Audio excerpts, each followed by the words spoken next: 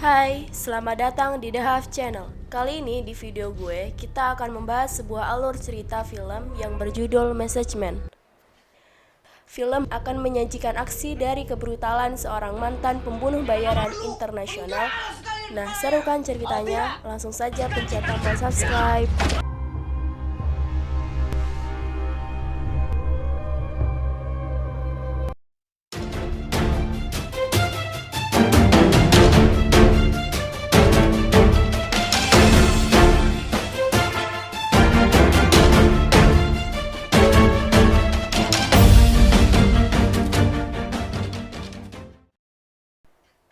Film ini berkisah tentang Ryan yang berhenti dari pekerjaannya karena ingin menghindar dari masa lalunya yang bekerja sebagai pembunuh bayaran dengan menenangkan diri di pesisir Indonesia.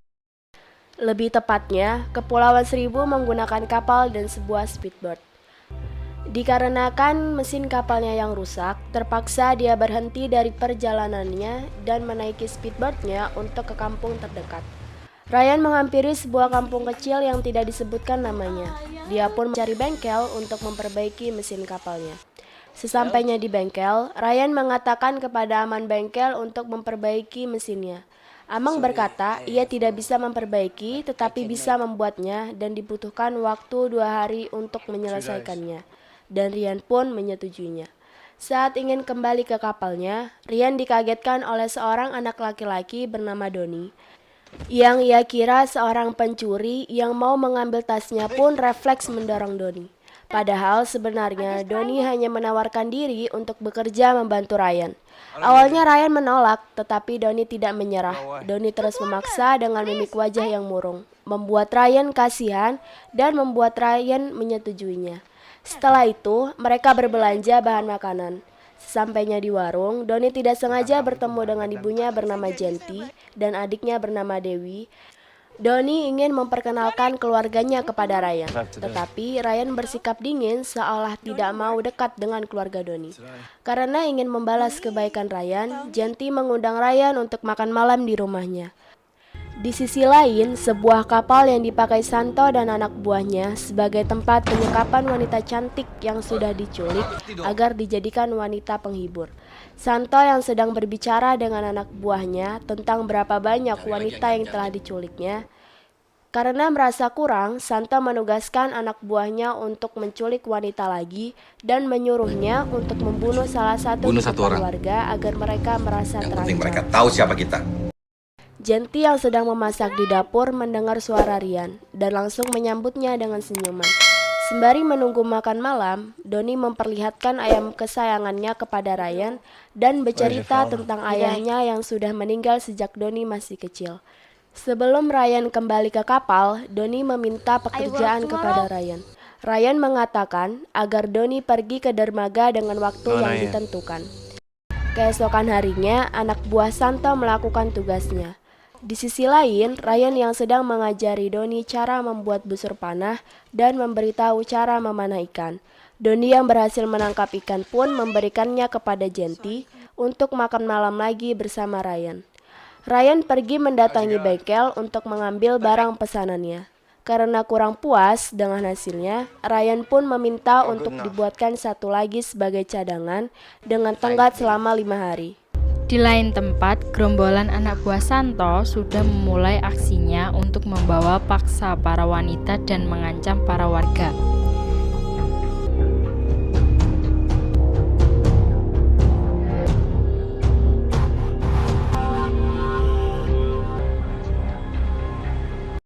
Sementara itu, Ryan bersama Donnie dan Dewi berusaha menangkap ayam untuk dimasukkan ke dalam kandang sampai waktu menjelang malam.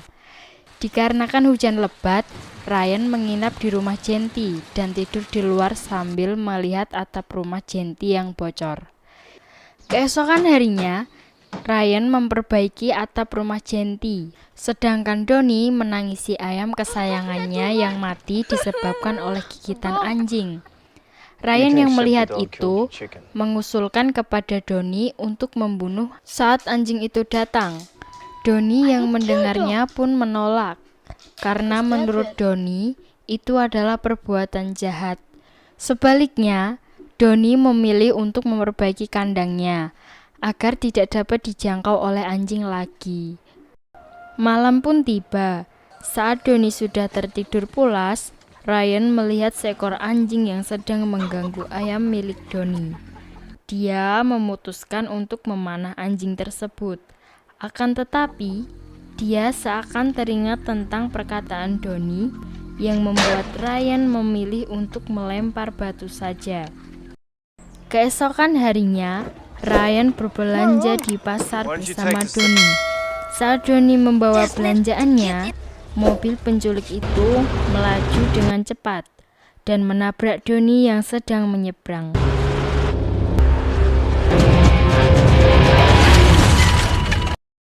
Ryan yang melihat kejadian itu terkejut dan melempar batu ke arah kaca spion mobil penculik itu, yang mengakibatkan serpian kaca spion menancap di muka si sopir. Mobil sontak berhenti dan 3 dari 4 penculik itu langsung turun sambil membawa senjata dan menghampiri Ryan yang sedang mengecek keadaan Donnie. Ryan pun memancing para penculik menuju gang sempit. Setelah mendengar bacotan si penculik, Ryan pun membunuh mereka dengan cara yang sadis.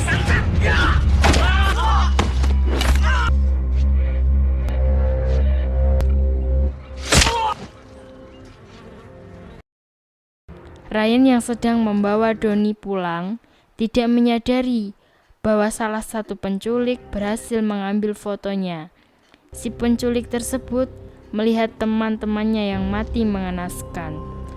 Sesampainya di rumah, Jenty terkejut melihat Donnie berlumuran darah. Kemudian, Ryan mengambil peralatan dan perlengkapan di kapal untuk mengobati Donnie. Setelah mengobati Donnie, Ryan bertanya kepada Jenty tentang orang-orang itu. Jenty pun memberitahu Ryan bahwa mereka adalah sekelompok penculik yang datang sebulan sekali untuk mengambil semua yang mereka minta. Sementara itu, si penculik yang selamat melaporkan kepada Santo bahwa teman-temannya terbunuh. Santo mengirimkan foto dan melaporkan kepada si bos besar bernama Lee. Lee yang melihat foto tersebut terkejut karena foto itu mirip dengan orang yang dicari Lee selama ini. Lee bergegas ke rumahnya untuk mencocokkan identitas pria tersebut. Setelah melihat kecocokannya, dia pun menghubungi pembunuh bayaran untuk menangkap Ryan dalam keadaan hidup-hidup. Di sisi lain, Ryan menyadari bahaya yang akan menimpa, memasangkan alat pelacak kepada Jenty, Donnie, dan Dewi. Lalu, Ryan bergegas menuju ke kapal. Di tengah perjalanan, Ryan merasa ada yang sedang mengintainya.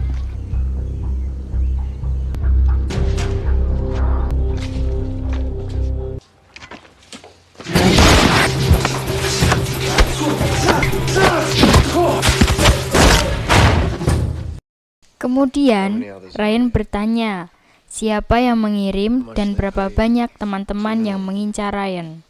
Setelah mendapat informasi, Ryan menembak mati pria tersebut.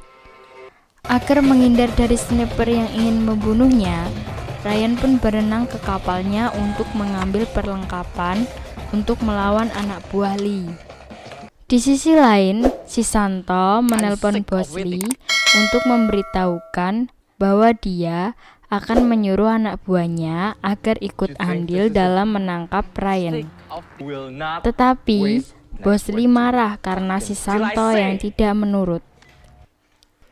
Di sisi lain, Lee menceritakan kejadian itu kepada wanita yang entah istri, pacar, atau cuma wanita tidurnya.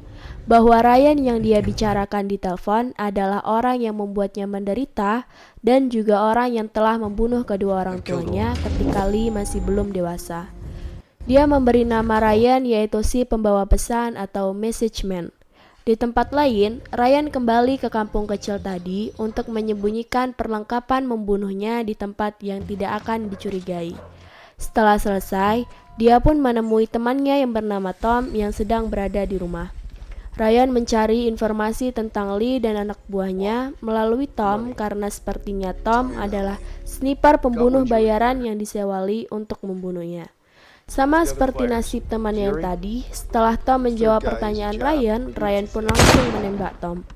Sesudah itu, Ryan pun mengeluarkan semua isi tasnya dan mengeluarkan alat pelacak yang berada di dadanya untuk diaktifkan.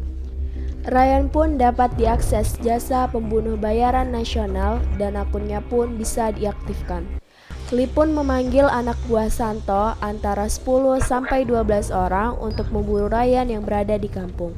Mereka pun menyusuri kampung. Anak buah Santo satu persatu tumbang dengan mengenaskan karena dihabisi oleh Ryan.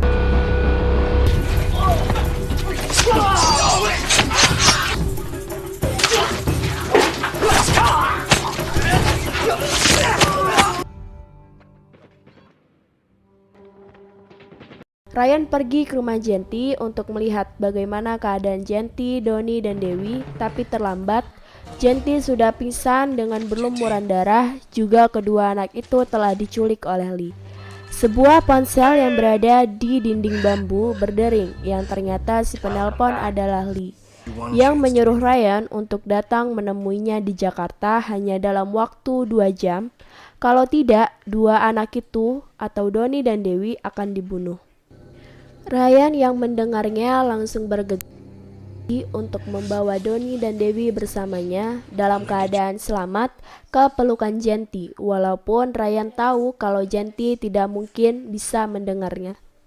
Sebelum berangkat ke Jakarta, Ryan menghampiri kapal yang dibawa oleh Bos Santo untuk menumbangkan sekelompok penculik itu. Bunuh perempuan-perempuan itu. Semua ini gara-gara kau.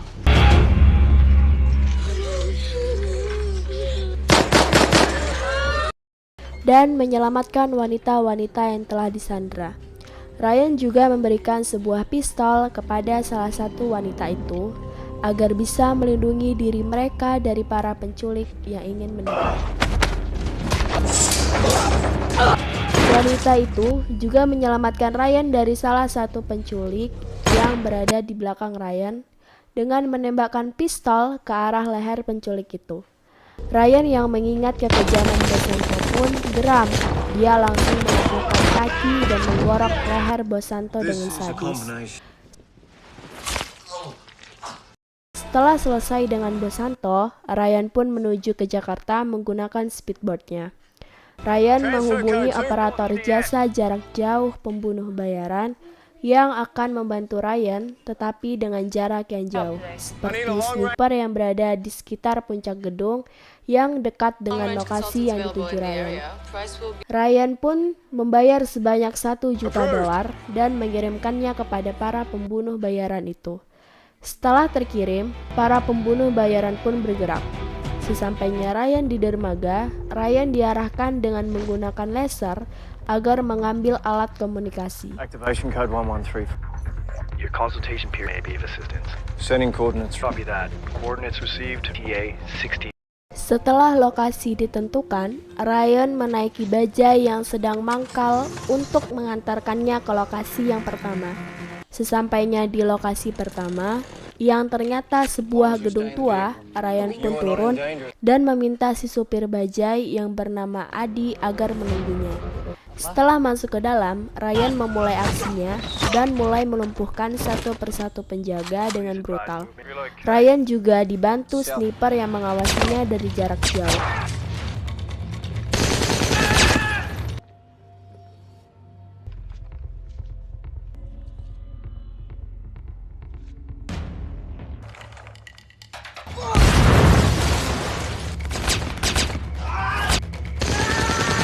Di luar, Adi yang sedang menunggu tiba-tiba didatangi oleh sekelompok penjaga di tempat itu.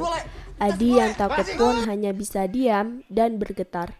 Untungnya ada sniper yang mengawasi dan membunuh para penjaga itu dari jarak jauh. Di sisi lain, Ryan sampai di lantai paling atas. Ternyata di situ ada Dewi yang sedang disandra. Ada seorang penjaga yang menggunakan tato sedang menghubungi Lee untuk menyampaikan bahwa Ryan telah sampai lewat video call.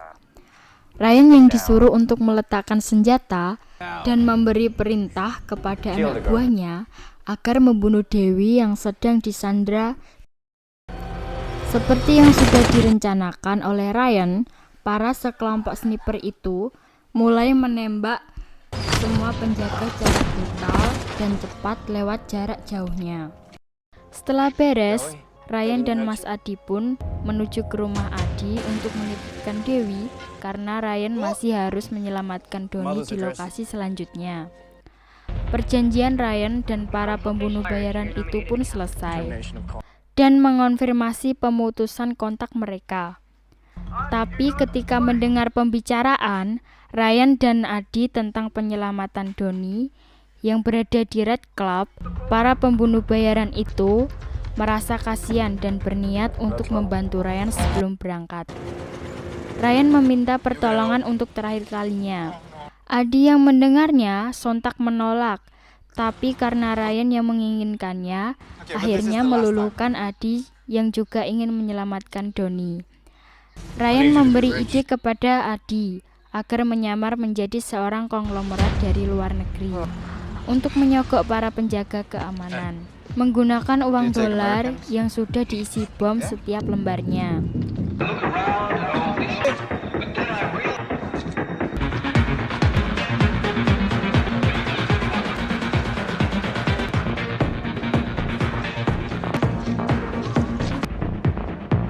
Setelah masuk ke dalam klub untuk menyebarkan uang dolar yang sudah diisi bom tadi, Adi dan seorang perempuan itu pun masih bersembunyi. Setelah memastikan, Ryan pun meledakkan semua uang yang diisi bom itu dari jarak jauh, yang menyebabkan kepanikan orang-orang yang berada di dalam kutub itu, begitupun security yang ikut meledak. Setelah memasuki klub, seluruh anak buah Lee dibunuh.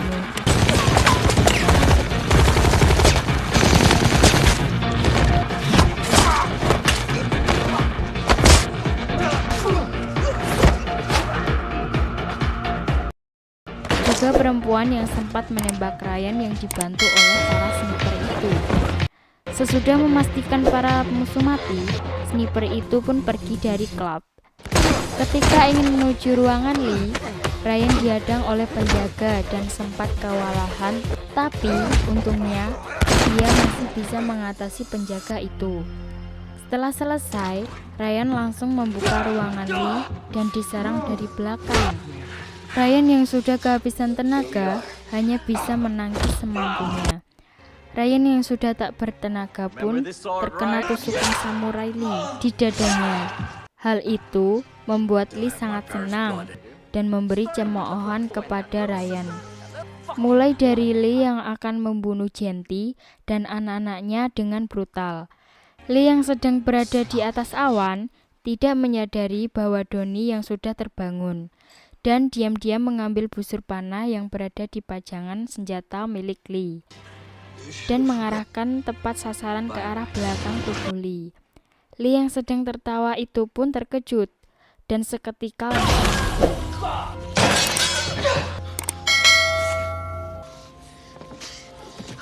Di luar, Adi pun memilih pulang setelah keadaan dirasa aman dan banyaknya polisi yang datang.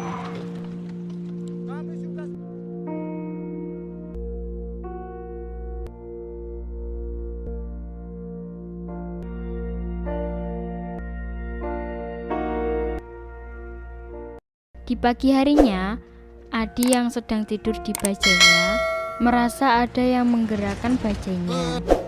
Adi pun langsung terbangun dan dia melihat sebuah koper beserta foto Ryan bersama Genti dan anak-anaknya. Di balik foto itu terdapat pin untuk membuka koper. Adi yang penasaran pun membuka koper tersebut.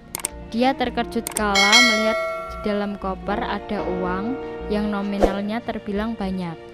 Mas Adi yang melihat itu terharu dan senang bukan main.